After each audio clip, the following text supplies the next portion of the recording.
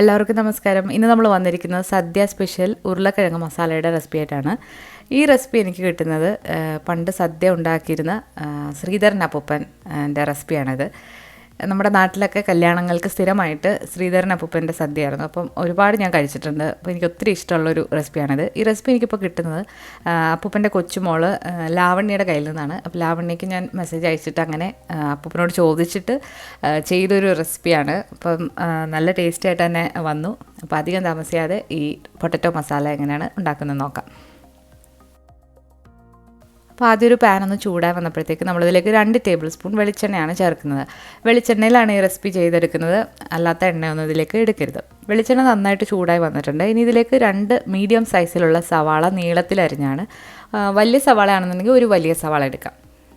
നല്ല തിന്നായിട്ട് തന്നെ അരിഞ്ഞിട്ടുള്ളതാണ്.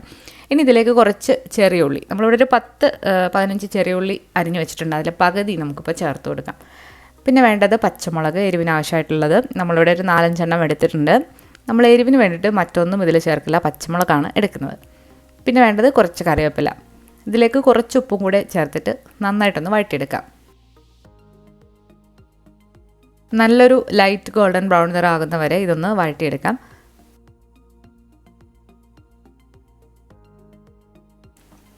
സവാള ഒന്ന് നന്നായിട്ട് വഴണ്ട് വന്നിട്ടുണ്ട്. ഇനി ഇതിലേക്ക് നമുക്ക് പൊടികളൊക്കെ ഒന്ന് ചേർക്കാം. പൊടി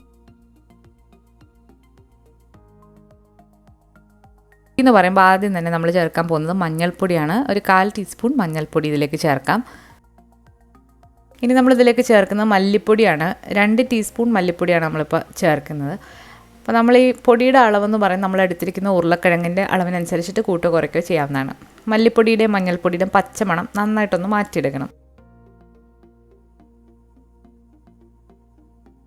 ഇനി നമ്മളിതിലേക്ക് ചേർക്കുന്ന പെരിഞ്ജീരകത്തിൻ്റെ പൊടിയാണ്. പച്ചയ്ക്ക് പൊടിച്ച പെരിഞ്ജീരകമാണ്, വറക്കാതെ പൊടിക്കുന്നതാണ് ചേർക്കേണ്ടത്. 1/2 ടീസ്പൂണാണ് ഇപ്പോൾ ചേർക്കുന്നത്. എന്നിട്ട് ഒരുപാടങ്ങ് ഇട്ട് ഫ്രൈ ചെയ്യേണ്ട, ജസ്റ്റ് ഒന്ന് മിക്സ് ചെയ്ത് കൊടുക്കാം. ആ പെരിഞ്ജീരകത്തിൻ്റെ പച്ച മണം ഇതിൽ വരാൻ വേണ്ടിയിട്ടാണ് അങ്ങനെ ചെയ്യുന്നത്. ഇനി ഇതിലേക്ക് നമ്മളൊരു 3 മീഡിയം സൈസിലുള്ള ഉരുളക്കിഴങ്ങ് പുഴുങ്ങി തൊലി കളഞ്ഞ് കഷ്ണങ്ങളാക്കി വെച്ചിട്ടുള്ളതാണ്. ഉരുളക്കിഴങ്ങ് പുഴുങ്ങിയതിന് ശേഷം ഉടച്ചിട്ടല്ല ഇതിലേക്ക് ചേർക്കുന്നത്, കഷ്ണങ്ങളാക്കിയിട്ടാണ് ഇതിലേക്ക് ചേർക്കുന്നത്. ഉരുളക്കിഴങ്ങും ഈ മസാലയും കൂടെ നന്നായിട്ടൊന്ന് വഴറ്റിയെടുക്കും. ഇനി നമ്മളിതിലേക്ക് ചേർക്കുന്നത് ഒരു 1/2 മുറി തേങ്ങയുണ്ട്. നല്ല കട്ടി തേങ്ങാപ്പാലാണ്, ഒരുപാട് കുറുകിയതല്ല, എന്നാൽ കുറച്ച് കട്ടിയുള്ളതാണ്. അപ്പോൾ തേങ്ങാപ്പാലിലാണ് നമ്മളിനി ഇത് വേവിക്കുന്നത്. ഇതിലൊട്ടും തന്നെ വെള്ളം ചേർക്കാതെയാണ് നമ്മൾ ചെയ്തിരിക്കുന്നത്. ഈ തേങ്ങാപ്പാൽ നിങ്ങളുടെ കറിയുടെ തിക്നെസ്സിനനുസരിച്ചിട്ട് കൂട്ടുകയോ കുറയ്ക്കുകയോ ചെയ്യാവുന്നതാണ്. ഞാനിവിടെ ഒരു കുഴമ്പ് പരുവത്തിലാണ് ഈ കറി ചെയ്തെടുത്തിരിക്കുന്നത്.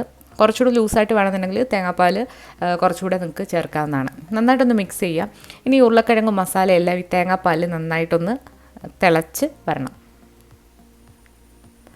അപ്പോൾ ഇതേ പരുവത്തിൽ നിങ്ങൾക്ക് ഈ ഒരു തിക്നെസ്സിൽ നിങ്ങൾക്ക് എടുക്കാം, അല്ലാതെ നിങ്ങൾക്ക് കുറച്ചുകൂടി ഒന്ന് ഡ്രൈ ആക്കിയും എടുക്കാവുന്നതാണ്. ഇനി ഇതിലേക്ക് നമ്മൾ ഒരു നുള്ള് പെരിഞ്ജീരകത്തിൻ്റെ പൊടി കൂടി ഒന്ന് ഇട്ട് കൊടുക്കാം.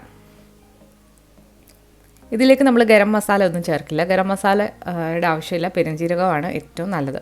നന്നായിട്ടൊന്ന് മിക്സ് ചെയ്ത് കൊടുക്കുക. നമ്മളിവിടെ കുറച്ചുകൂടെ ഒന്ന് ഡ്രൈ ആക്കിയിട്ടാണ് ഇത് എടുക്കുന്നത്. തേങ്ങാപ്പാൽ കട്ടിക്ക് ഒഴിച്ച് കൊടുക്കുമ്പം ഇതിലേക്ക് പിരിഞ്ഞൊന്നും പോവില്ല, നല്ല ക്രീമി ആയിട്ട് എണ്ണയൊക്കെ തെളിഞ്ഞ് നന്നായിട്ട് വരും.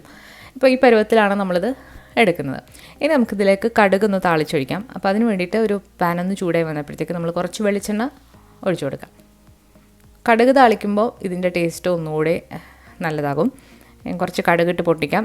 കടുകും വറ്റൽമുളകും കറിവേപ്പിലയും മാത്രം ചേർത്താൽ മതി. നമ്മളിവിടെ കുറച്ച് ചെറിയ ഉള്ളി വട്ടത്തിൽ അരിഞ്ഞതും കൂടി ഇതിലേക്ക് മൂപ്പിച്ച് ചേർക്കുന്നുണ്ട്. അപ്പോൾ ഒരു പ്രത്യേക ടേസ്റ്റ് കൂടിയാണ്.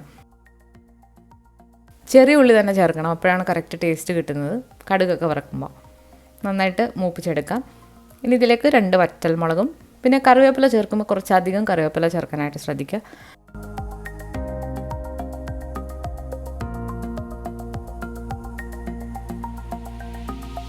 പണ്ട് കാലങ്ങളിൽ കല്യാണങ്ങൾക്കൊക്കെ ഇത് സ്ഥിരമായിട്ട് കണ്ടിരുന്നു. പക്ഷേ ഇപ്പം ഈ അടുത്ത കാലത്തെ കല്യാണങ്ങളിലൊന്നും ഇത് കാണാറില്ല. അപ്പോൾ ഇത് കഴിച്ചിട്ടുള്ളവരുണ്ടെങ്കിൽ തീർച്ചയായിട്ടും ഒന്ന് കമൻറ്റ് ചെയ്യുക. അപ്പോൾ നമ്മുടെ ആലപ്പുഴ സൈഡിലോട്ടുള്ള സദ്യയിൽ കാണാറുള്ള ഒരു റെസിപ്പി ആയിരുന്നു ഈ ഉരുളക്കിഴങ്ങ് മസാല.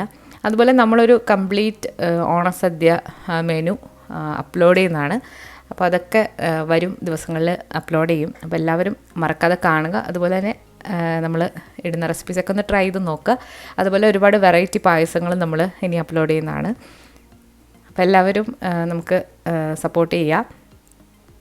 കഴിഞ്ഞ ദിവസം നമ്മൾ കിച്ചൺ ടൂർ വീഡിയോ അപ്ലോഡ് ചെയ്തിട്ടുണ്ടായിരുന്നു. അപ്പോൾ അത് കണ്ടു നോക്കിയിട്ടില്ലാത്തവർ അതുകൂടെ ഒന്ന് കണ്ടു നോക്കണം. അപ്പോൾ ഈ വളരെ ടേസ്റ്റി ആയിട്ടുള്ള ഉരുളക്കിഴങ്ങ് മസാലയുടെ റെസിപ്പി നിങ്ങൾക്ക് ഇഷ്ടമായിട്ടുണ്ടെങ്കിൽ ട്രൈ ചെയ്ത് നോക്കാനും അതുപോലെ നിങ്ങളുടെ അഭിപ്രായങ്ങൾ കമൻസിലൂടെ അറിയിക്കാനും മറക്കരുത്. നമ്മുടെ ചാനൽ ഇതുവരെ സബ്സ്ക്രൈബ് ചെയ്യാത്തവരാണെങ്കിൽ ഒന്ന് സബ്സ്ക്രൈബ് ചെയ്യാനും മറക്കരുത്. പുതിയ റെസിപ്പി വീഡിയോകളുമായിട്ട് നമുക്ക് വീണ്ടും കാണാം. താങ്ക്